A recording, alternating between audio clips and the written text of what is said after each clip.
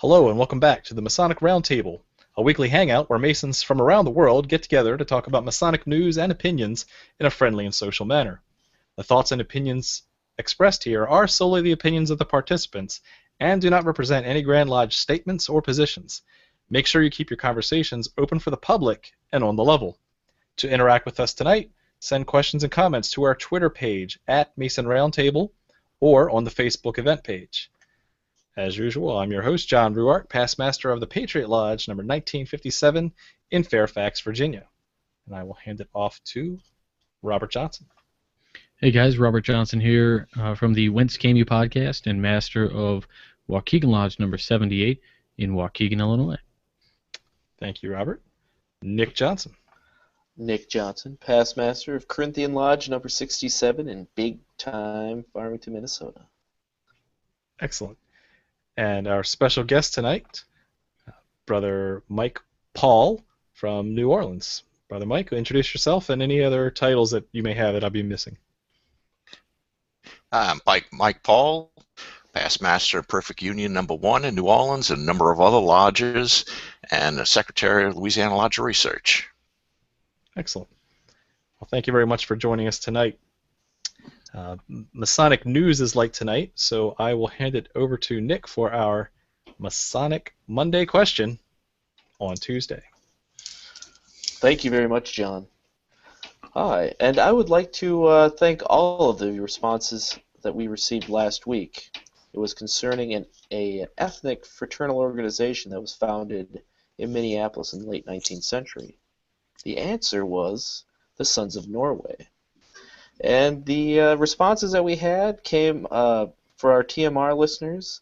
I'd like to congratulate John Laws of Mount Hood Lodge, number 32 of the Grand Lodge of Washington, Christopher Croteau of Dorchester Lodge, number 1, Grand Lodge of Vermont, Lou Bedford of Palestine Lodge, number 158, Grand Lodge of Ohio, and Jonathan Primo of Lincoln Park Ionic Lodge, number 539, Grand Lodge of Michigan. Congratulations, guys. And so, this question is a little bit tough, and I hope you like it. So this is the Masonic Monday question on Tuesday for the week of March 9th. According to Masonic legend, how many past masters were at the building of King Solomon's Temple? And your bonus question is, what was their given title? When you have an answer, send it to masonicmonday@gmail.com. Don't forget to include your lodge name, lodge number, and the hashtag TMRMMQ or MMRQTM. Some combination of a hash and a tag and some stuff. Throw some letters in there. It's all good. It's all good. Alphabet soup. So, thank you very much, John. Back to you. That'd be TMR MMQ. Yep. And don't put your answers on Facebook. Yes. What would happen, Nick, if you did? Well, if you do, Castle Grey Skull will be overrun by Skeletor. We can't have that happen. Not again. Not again. Excellent. Okay, well, let's get right into tonight's topic. Tonight's topic, due to Nick's recommendation of talking to Mike Paul in the past, is about Louisiana Freemasonry, specifically around the New Orleans area. And I was glad to find Brother Mike's YouTube channel recently, where he spent a lot of time in the New Orleans Scottish Rite College. Is that what the name of your YouTube channel is? That's it. And That's it. You do an excellent job just talking like you're sitting down in your library, like the same one behind you, and had a nice chat learning about the history of New Orleans Masonry. And one thing that I'm curious about, and we can really just let the conversation flow from here, but to kick things off, I think the thing that's immediately curious to me is, does the Creole French influence change the dynamics of the foundation of the Louisiana Grand Lodge and any of those different influences of lodges in that area? So I'll let you take it away. Well, Yes, and Okay, good yes night, or everybody. no. That's it. Good night. Uh, Go it on. it when the Grand Lodge was created in 1812, it was created by 5 French-speaking lodges, and whereas most of the U.S. was English-speaking, but the French-speaking lodges that created the Grand Lodge were unique in their ritual and everything about them, and it stayed that way until around 1850 or so, and then everything changed, and it was you still have 10 lodges in the New Orleans area that work in the Scottish Rite craft ritual, and a lot of the older lodges, Etoile Polea, for example, it works. It is the senior Scottish Rite lodge, and it sets a tone for pretty much a lot of the culture that's in the New Orleans lodges. So for our viewers who may not know, what is a Scottish Rite Lodge compared to a normal Blue Lodge? Uh, Scottish Rite Lodge, in most areas of the United States, if you take the 4th to the 32nd degree in what you call the Scottish Rite, which is the Scottish Rite, but in New Orleans, they have the first 3 degrees of the Scottish Rite, and it is an actual progression. It is the foundation of the ancient accepted Scottish Rite. And if you look at the old birth certificate of the Charleston Supreme Council, it shows a provision for the Scottish Rite craft lodges, even though they weren't worked. So we have the first foundation of the Scottish Rite in these 10 lodges.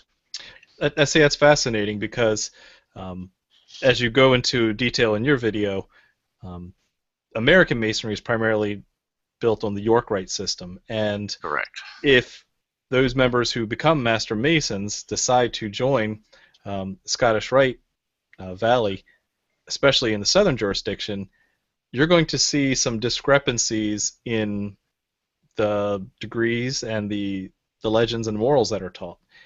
Because the progression right to that 4th degree from your York Rite 3rd, it seems a little awkward from the continuation of a story. So I think it's fascinating that not only there are, and I guess they still are, correct? There are still Scottish Rite craft lodges that are operating 10 today? of them. Yes. Wow. Absolutely. I belong to 3 of them.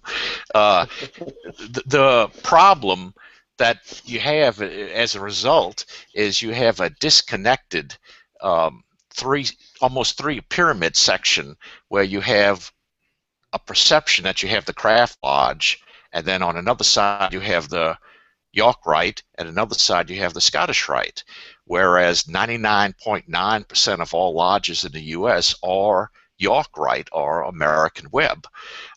Pennsylvania is a little different, but most of the lodges work the York Rite side, and it's only 10 lodges in outside the New Orleans area, around that area, that actually work in the Scottish Rite foundational degrees. The same system, the same basic teachings, except in the Scottish Rite ritual. And they are recognized and regular, correct? They are recognized. They're under the jurisdiction of the Grand Lodge of Louisiana, and they're not under the Southern jurisdiction. They're not under, by any means, the Southern jurisdiction. There's no evidence that the Southern jurisdiction ever worked in the craft degrees, but the Grand Lodge does, and it's been there that way since the earliest days of the Grand Lodge. Well, and I remember from one of the books that I read from, it was concerning the Supreme Council of Louisiana, and it seems that there was a competition between the York Rite Masons that were coming into Louisiana, and then the existing Scottish Rite lodges that were there. And I don't know if maybe there was like a political thing where, Louisiana purchased, the United States now has that territory, and so you have these Americans coming into New Orleans and kind of pushing. There is this fight, and I don't know if that's accurate or. Is very accurate.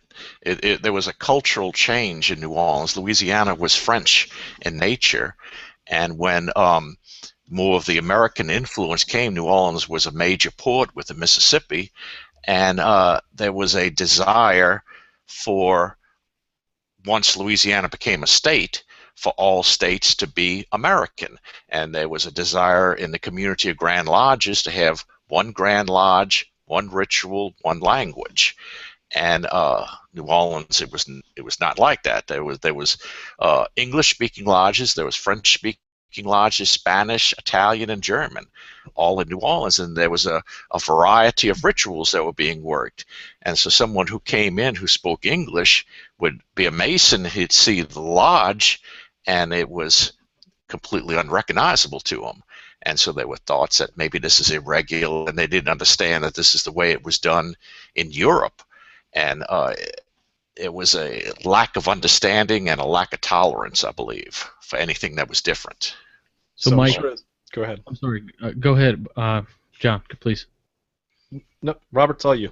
Okay, Mike, I saw some Scottish Rite degrees at my Valley in Chicago, the Scottish Rite there, and before I ask another question, I sat down with dinner with these gentlemen who came up and performed some of the degree work you're talking about, the Scottish Rite style third degree, and they were kind of explaining it to me. And at this point, I was very young in Masonry, or maybe only 2 years in, and I didn't quite understand how it worked, right? Because here in Illinois, I understand that I joined a lodge under the Grand Lodge of the state of Illinois, or a Prince Hall Grand Lodge for the state of Illinois.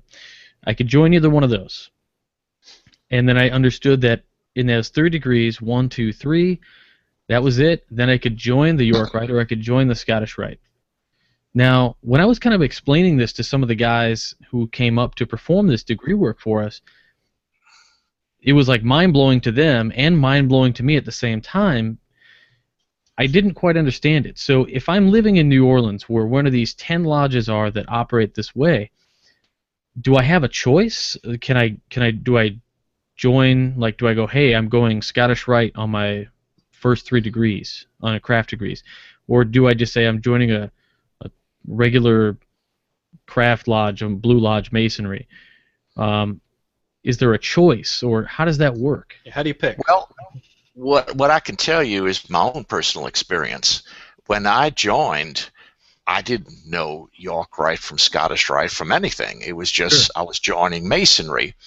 And when I took my first degree, the first thing that they did was they took me around to different lodges, and they said, there's 2 types of lodges here.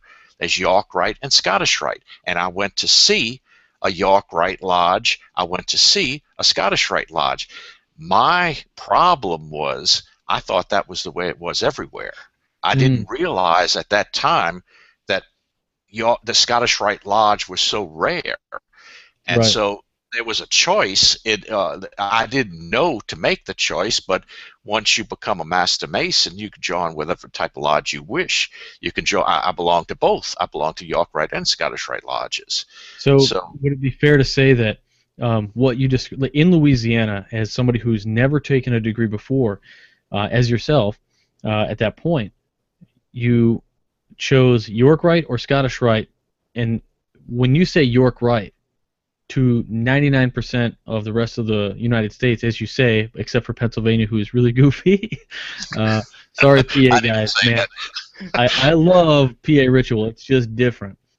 But so when you go into it, you would say that the York Rite is exactly what the rest of us Master Masons have taken. Yeah? Well, the York Rite that I've experienced from jurisdiction to jurisdiction, they are all a little different. What Louisiana York Rite, all the Louisiana lodges are the same. I know Virginia lodges are a little different. I know California lodges are a little different. Texas lodges are a little different. So each jurisdiction has their own variety, but they're basically the same. They're not as unique as a Scottish Rite Craft Lodge. Okay, so you'd be able to recognize that. Just for clarification on my own, because I'm trying to wrap my head around this because it's so fascinating, as John said. When you say York Rite, I mean, is it that those same York Rite lodges down in Louisiana also do the 4, 5, 6, 7, and 8, 9 type thing, or is it just the craft degrees and then they can still join the appendant, say Royal Arch or something like that? It doesn't matter if you join in New Orleans.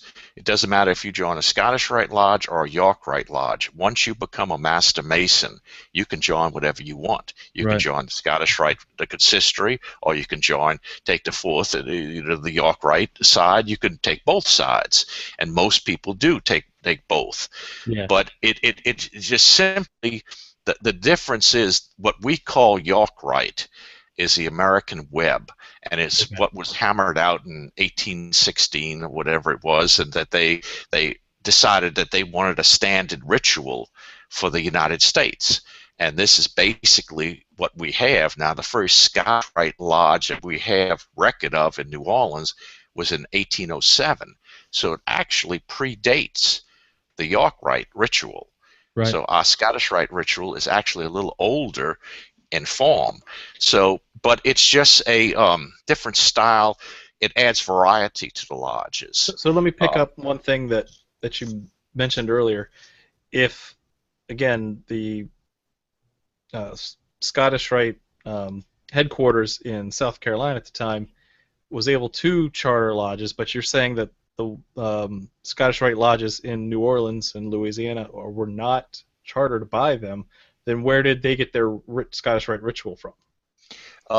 There was 3 sovereign grand inspector generals that came out of the Supreme Council of Kingston, Jamaica.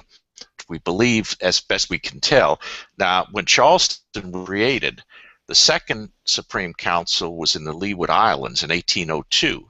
1804, the same Alexander de Grasse-Tilly created a Supreme Council in Kingston, Jamaica, early 1804. Then he left and he went to Paris in late 1804 to create the Supreme Council of France. So we come, as best we can tell, from Kingston, Jamaica. And that's where we were authorized. Louisiana was still a territory at the time. It was a province. So we had a grand consistory. The Valley of New Orleans was actually the former Grand Consistory of Louisiana. Was created in 1811. It's been under, at memory serves me, about 5 different jurisdictions. Right now it's under the southern jurisdiction, but it has a history unlike any other valley in the U.S. with that many different jurisdictions being under. Sure. So it's our lodges, the 10 lodges, the Scottish Rite lodges, most of them have been under multiple jurisdictions. So it's interesting, and it would probably take up several weeks of shows to explain everything with it. Well, and I was wondering about Albert Pike, because I was remembering that there was some kind of issue where he was coming in from the Supreme Council and essentially trying to exert some kind of control. I don't know if that was what it was. Well, Albert Pike came to New Orleans there was a Concordat, 1855, the Supreme Council of Louisiana. It was created in 1839 during the time when the southern jurisdiction was slumbering. So it was at one time the only active body. The Grand Consistory of Louisiana had been the oldest continually existing body of high-grade Scottish Rite. Then the Supreme Council came. So the Supreme Council of Louisiana was created in 1839, and it existed in harmony in Louisiana with the Grand Lodge. Most of the Grand Lodge officers were also SGIGs with them. We have one past Grand Master who was the Grand Commander of the Supreme Council of Louisiana. So there was a close bond there. And the American influence wanted to dominate.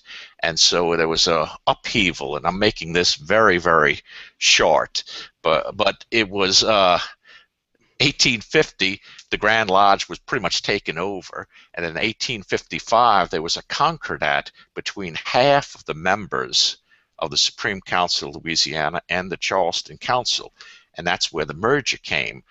And the other half of the Supreme Council of Louisiana remained on their own and continued the activities. They continue to exist today.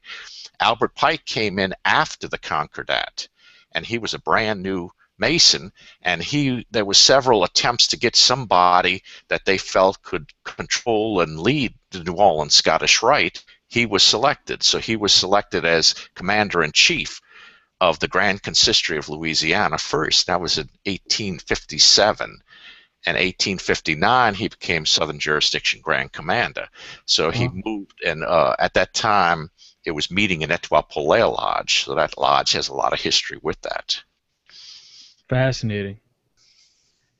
Yeah, and one thing I wanted to add, just in my basic research of how Masonry was formed in the colonies, did a little research with Virginia Grand Lodge, but it's really fascinating how disorganized Masonry was previous to the foundation of the sovereign Grand Lodges here started in the East Coast and moved west. And so while it's fascinating about the Kingston influence into the Louisiana area, that it's not uncommon for other jurisdictions to have had this hodgepodge of traveling and chartered lodges from outside their territory in.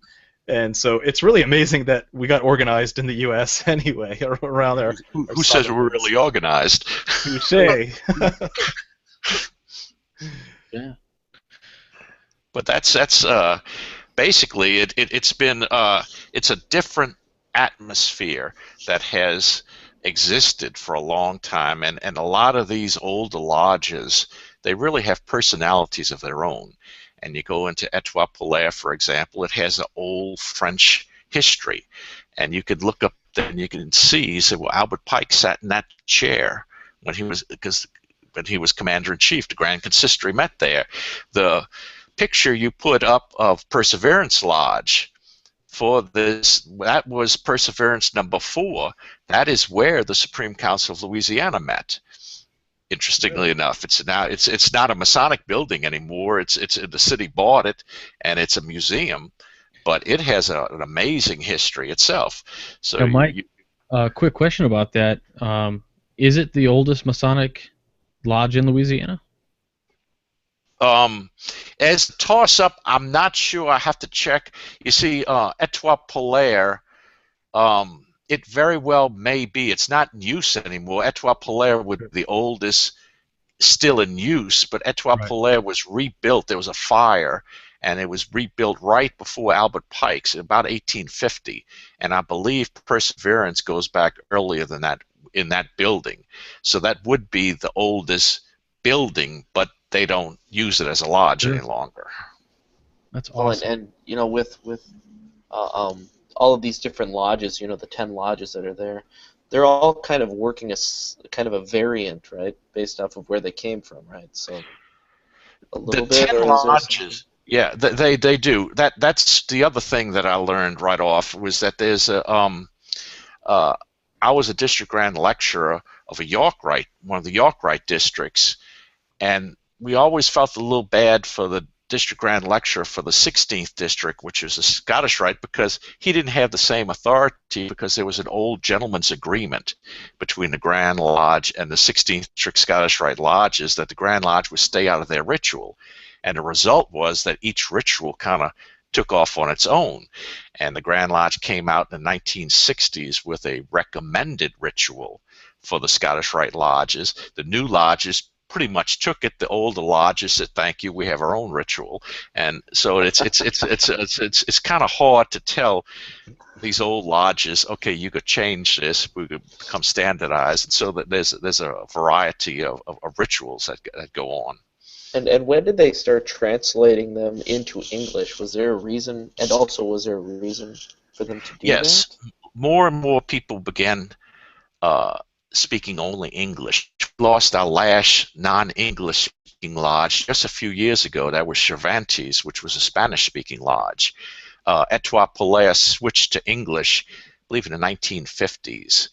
But there is no more. All lodges now under the jurisdiction of Grand Lodge, Louisiana, are English-speaking lodges. It's a shame, and there's talk of trying to revive some of these lost language lodges, but that's to be seen.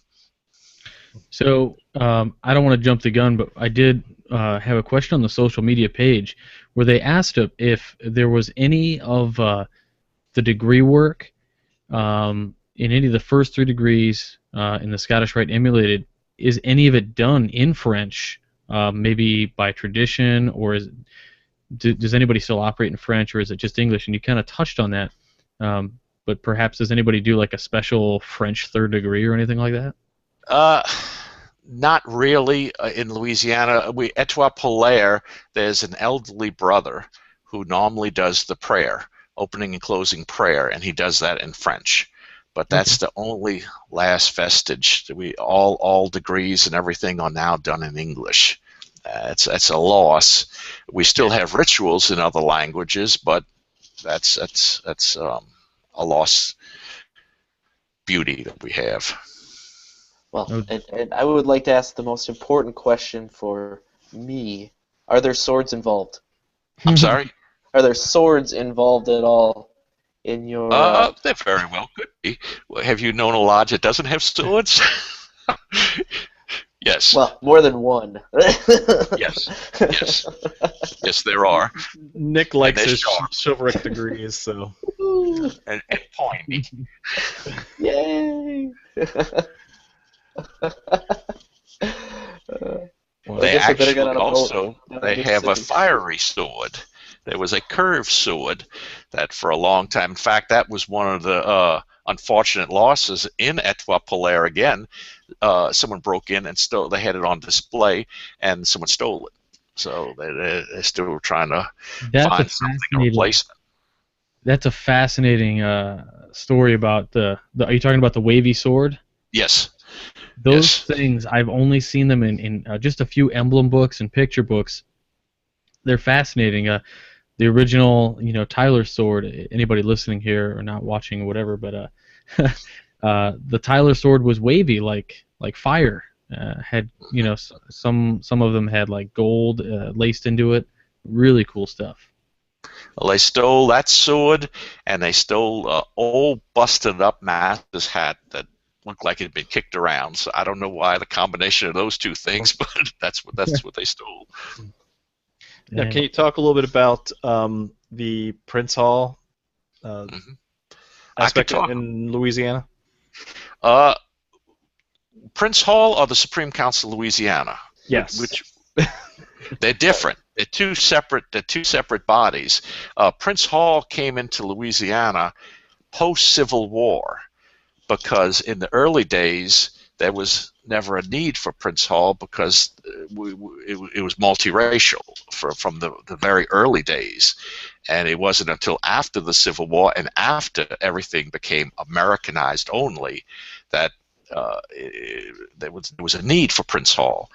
And so Prince Hall came. It was Eureka Grand Lodge at first, and then it changed, I believe, in the 70s or 80s or somewhere around like that, and it became the Prince Hall Grand Lodge. Supreme Council of Louisiana has been around since, like I said, 1839. Today it is mostly African American, and it's often confused with Prince Hall, and that's the two separate entities completely, and it's unfortunate that they get pushed together, but they are separate bodies. Mm-hmm.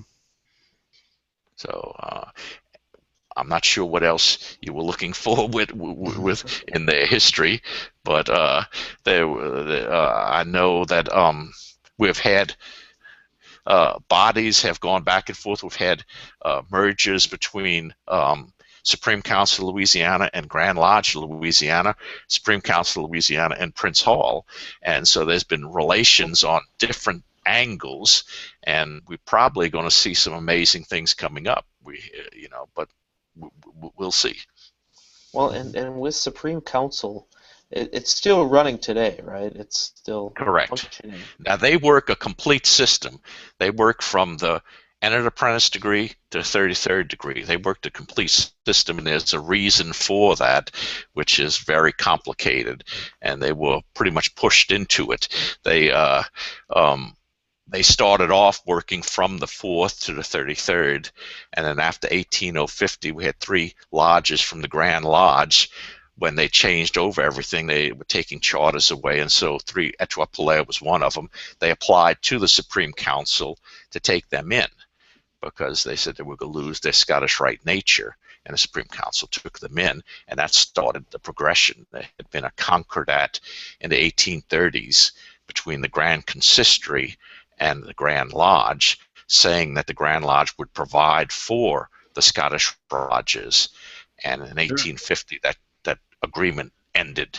So there was a change. And I wanted to jump in really quick and ask this question because, as I alluded to earlier, the Valley of, well, not the Valley of New Orleans, but one of the lodges from Louisiana that does the craft degrees in the Scottish Rite style came up, and they performed their 3rd degree for us at our Scottish Rite Northern Jurisdiction Valley reunion. And throughout the billing of this event, they referred to it as, quote unquote, a red 3rd degree. And it was very interesting. It was very different.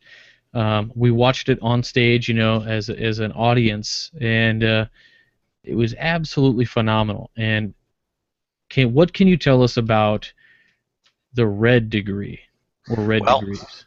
I believe it was mostly Germania members from Germania Lodge number 46. It was. Red degree is a term that became popular when speaking of the New Orleans lodges, the Scottish Rite lodges, but it's an incorrect term for them. They're called blue lodges, symbolic lodges, craft lodges, but red lodge was a term.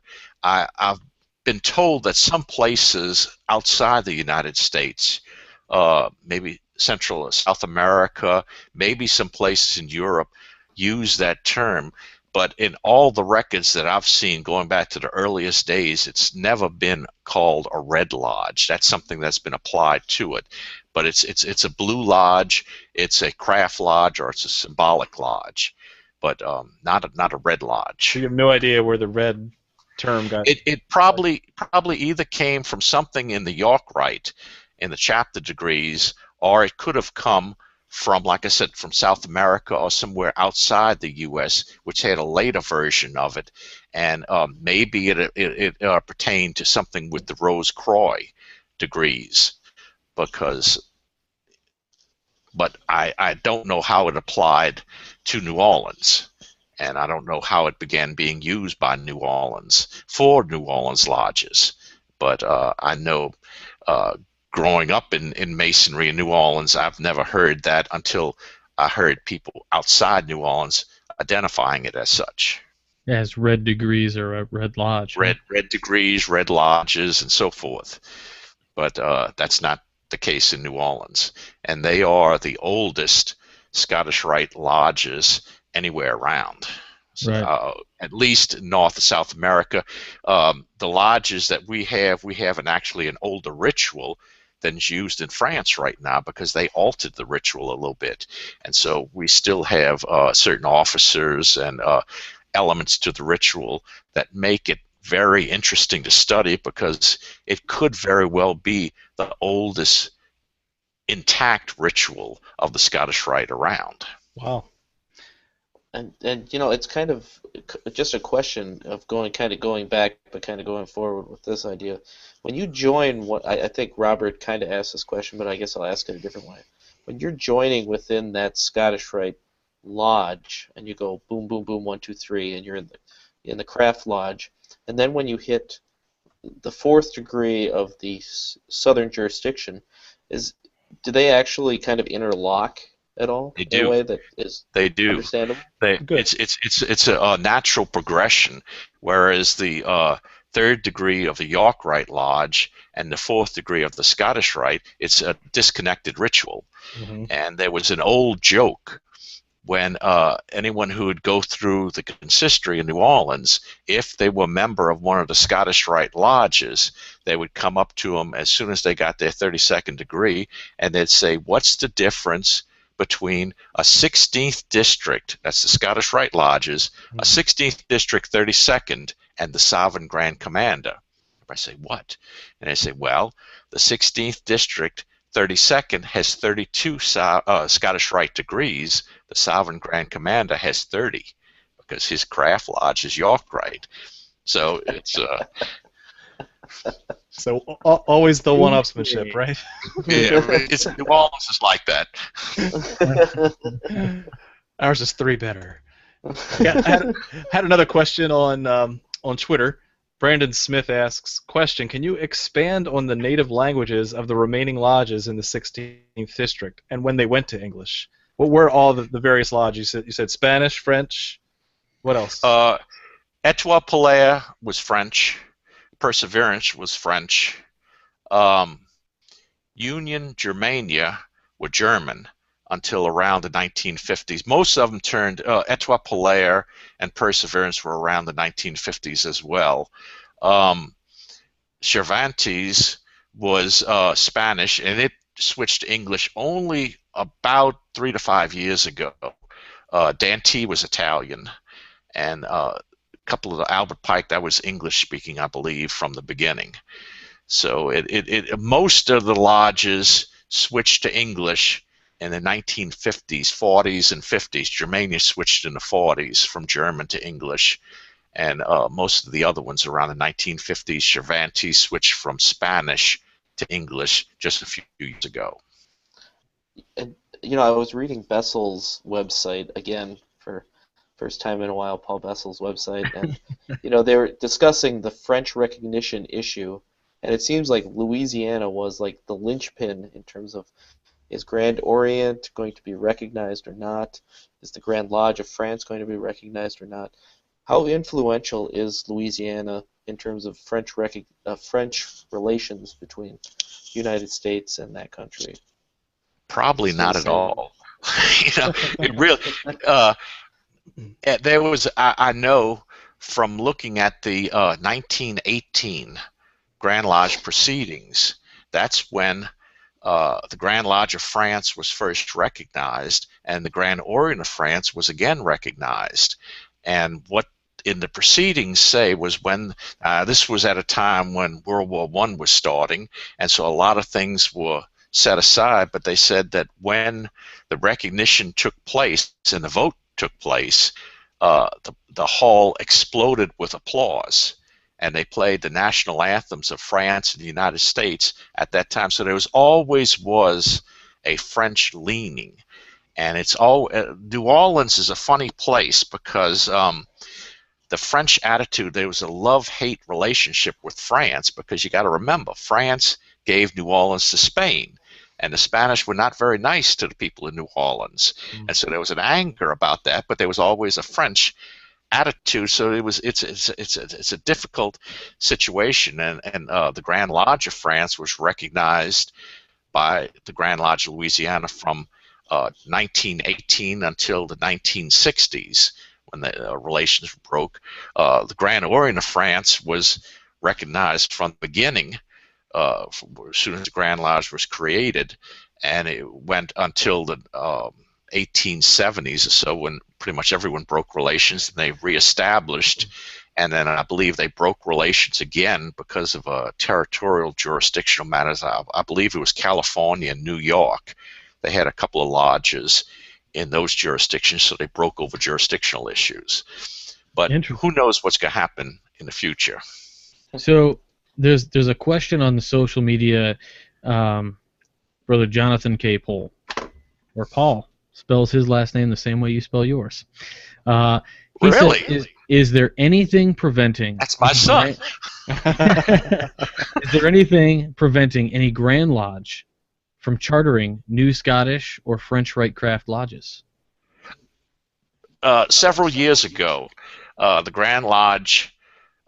for years, they had been a Grand Lodge rule that there could be no more than 10 Scottish Rite lodges, and the 16th district was it. And the problem that if one of these lodges ceased to exist, then it would be over. They could not re-establish. Well, the law changed, and they said that they could have one Scottish Rite lodge, new lodge, chartered in each district of the Grand Lodge of Louisiana, and there's 19 districts. So it hasn't happened yet, but there's a lot of talk about it. That yes, they can get new lodges. It's just a matter of doing it. Sure. And it's learning the ritual is a problem as well. So it's a little logistics, but it's changed, and a lot of the old feelings there had always been a little animosity between the two rites, and it was unfortunate, and possibly it's going away. Now, see, I mean, that's kind of unfortunate, though, that basically you guys have had this beautiful history mainly because of the influence of the Scottish stuff before the Grand Lodge was formed, and I think the other half of that question is, what would it take to have a York Rite Grand Lodge, say like the Grand Lodge of Virginia, form Scottish craft degrees? And really, I don't think even just the way that the Grand Lodge laws are set up would allow that, just purely based on its York Rite heritage. Right. Well, the Grand Lodge of Louisiana, from its time of its creation until now, has been a York Rite Grand Lodge. The issue has never been, is it only allowed one ritual? That's something that a Grand Lodge has to answer for itself. And the problem that comes in is I've had several people to ask me about can we do to help create a Scottish Rite? I think that's interesting, it's beautiful. I'd like to get it in my jurisdiction. And the first thing they do is go talk to the SGIG, and that's wrong. The first thing they do is go talk to their Grand Master, or to get the Grand Lodge. The Southern jurisdiction has to be kept out of it because it's not part of it. The Southern jurisdiction does not control craft degrees, and so approaching the SGIG puts him in a bad position. Right. Plus, it would get him in trouble with his Grand Lodge. It would probably have the Grand Lodge take a dim view of anyone trying to get the Scottish Rite Lodge created. So there's a procedure to go through, and it's strictly through your Grand Lodge, and it's through whatever procedure you have in place. Well, So- I bet you there's some tension between these 10 lodges and anybody trying to start it, and then the Scottish Rite. I mean, I can imagine the Scottish Rite, at least the Southern jurisdiction, would like to maintain a sort of separation between themselves and anything craft related, just because then they avoid that view that they're encroaching on somebody else's territory. Well, it's like having an ice cream shop. If you have only one flavor, you're not going to be as enjoyable as an ice cream shop that has several flavors. So if you have several different types of rituals, it's a better experience all the way around for Masons who want to experience different things. I agree with that, absolutely. Mike, let me ask you a question about anybody listening may have picked up on this also, but did I hear you correctly when you said that Louisiana has their own Scottish Rite Supreme Council? Supreme Council of Louisiana was created in 1839 and exists today. Fraternal relations do not exist. However, in 2011, we wanted to have a celebration for the 200th anniversary of the Grand Consistory of Louisiana. We approached the Grand Lodge, we approached our SGIG, we contacted a number of people, and for the first time in history, we had representatives of the Supreme Council Southern Jurisdiction, Supreme Council Northern Jurisdiction, Supreme Council of Louisiana, and Grand Lodge of Louisiana all in one meeting. It was a celebration. It was a public event. There was nothing compromising, but that was the first time in history that we brought all this together, and it was good. That was my question was, growing up in Masonry, I guess as you would say, but I didn't know there was a Southern jurisdiction until I talked to the fellows at my reunion from the Southern jurisdiction. I found, oh, this is a Southern jurisdiction? They told me about it, and then I found out that there was the New Orleans, Louisiana, basically it's not a jurisdiction, it's just the sovereign grand, or what's the title? Supreme Council of Supreme Louisiana. Council of Louisiana. It is a Supreme Council, but it's not recognized. It's the first cousins. Realistically, it's the first cousins of the Grand Lodge of Louisiana, because we share a lot of the heritage. It's the first cousins of the Grand District of Louisiana, or the New Orleans Valley. It was severed. So there's cool. It worked out. Yeah. Hopefully things could come around someday. It would be nice to just put a lot of the old past aside, because it doesn't do any good to hold on to things that are unproductive, and just work towards understanding the Scottish Rite. That's my thought.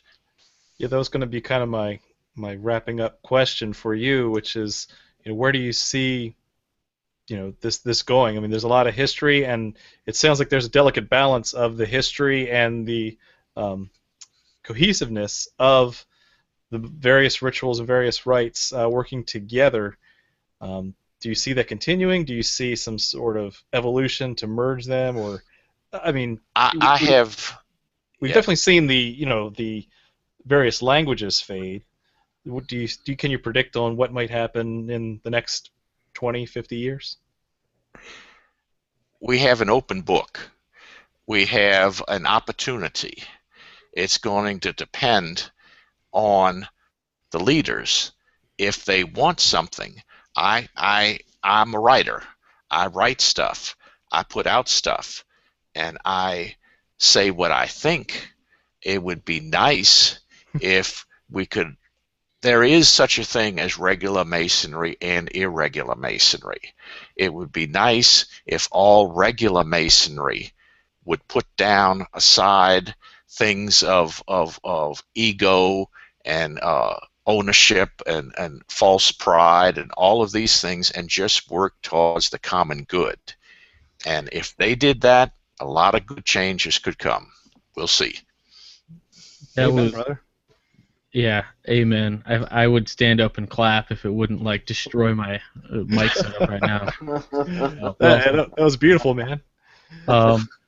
If I may, I had one last question on social media that I just refreshed a page, and Brother Walter asks, is it possible for a regular craft lodge member to visit the Scottish Rite lodges, like equal recognition?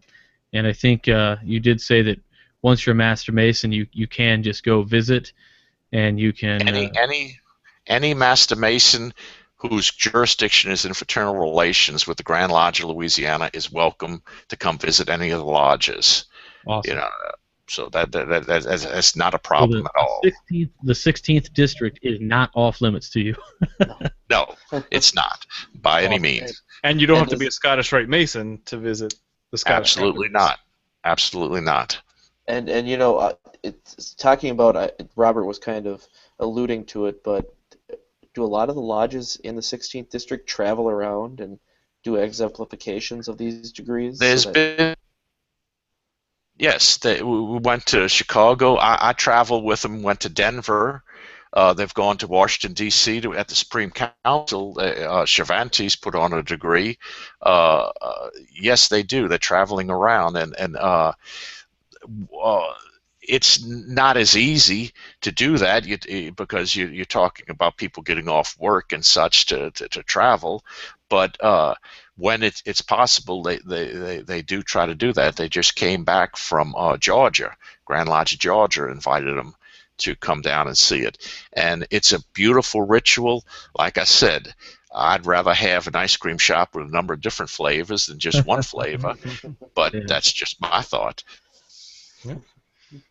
Okay, well, thank you very much for your time. I know we could talk for hours upon hours of that, and I think we should kind of wrap things up and go around the horn. So let's start with Nick to do final thoughts and shameless plugs. Well, I think I'm gonna have to go rent a raft and just jump on the Mississippi and head on down to see you. So, Pick me up on your. but just kind of my final thoughts slash plugs. Go to Mike's publishing website. He's gonna probably talk about it too. Go and check it out. He's got some awesome books, really awesome books. You can visit my blog, millennialfreemason.com. You've been there. .com, sorry. You have to add the yeah. If you don't have the it doesn't work. Anyway, 404. I've been keeping it up. I posted apparently a very controversial blog post about defending shrines, so that was kind of fun. So. Hey Nick, Sorry, where guys. are the pics of the polar plunge? They are coming soon. Supposedly they're going to be posting them on the website. So thanks everybody for letting me jump in the river or the lake or whatever it was. So awesome. It's so cold you don't even know. I can't remember that time, honestly. I have memory loss. It just it's gone. Good. All right. Thanks, Nick. Robert Johnson. All right, sure. I guess I'll go after my esteemed brother. Brother Johnson. Yeah, my other brother Johnson. Thanks for watching the show. Thanks to Brother Mike Paul for coming on and really going through this, because ever since my first experience seeing the craft degrees and the Scottish Rite tradition at the Valley of Chicago, it has been something I've been extremely interested in, and it's not every day I get to pick somebody's brain who lives there, works in these degrees, and does the research, and it's just been really awesome to have the opportunity to talk to you about it. And I just can't thank you enough for coming on, and thanks to Nick for organizing it a little bit. If you like Masonic podcasts, check out Whence Came You. It comes out on Sunday nights at 9:30. Check out the Midnight Freemasons, Mondays, Wednesdays, and Fridays. And that's all I have. Thanks, guys. Great Thanks job on for the the podcast questions. as usual. Thanks, and thanks to everybody for the questions on the social media tonight. Jason couldn't be with us, and I hope I did him justice, and I hope he's having fun. Okay, and Brother Mike, this is the time for you to kind of say your final thoughts, but also definitely take this opportunity to share with us your YouTube channel and your publishing website as well, so brothers can find your good works. I appreciate it. I appreciate being here and talking with you all. I've really enjoyed it. We have a YouTube channel on New Orleans Scottish Rite College. You can just do a search on YouTube, New Orleans Scottish Rite College, and I own Cornerstone Book Publishers. You do a Google search on that, and we try to publish Masonic educational material, and we have a good-sized catalog, and we're trying to expand as much as we can. And I certainly do appreciate being here. All right, thank you very much. You're a wealth of information and knowledge. I wish I had half of the educational prowess that you do. So thank you very much for your time. And Appreciate it. just in conclusion, I think it was a fascinating topic. I am more and more curious as to how the chaos came into order with not only early colonial and pre-revolution, pre-Grand Lodge Masonry in Americas, but specifically when you have such a unique melting pot that is the New Orleans Creole, Germanic, Italian area there. So that's just really fascinating that throughout that history they've been able to keep much of that and keep amity together while they go into the 21st century. Thank you very much for watching our show. If you like what you hear, we are listener supported, so go to themasonic.roundtable.com and go to our donate page where you can either donate via PayPal or buy a pin. We'll send one to you, and it helps keep the lights on. Other than that, I appreciate you watching. Thanks for watching, and keep searching for more light. Have a good night.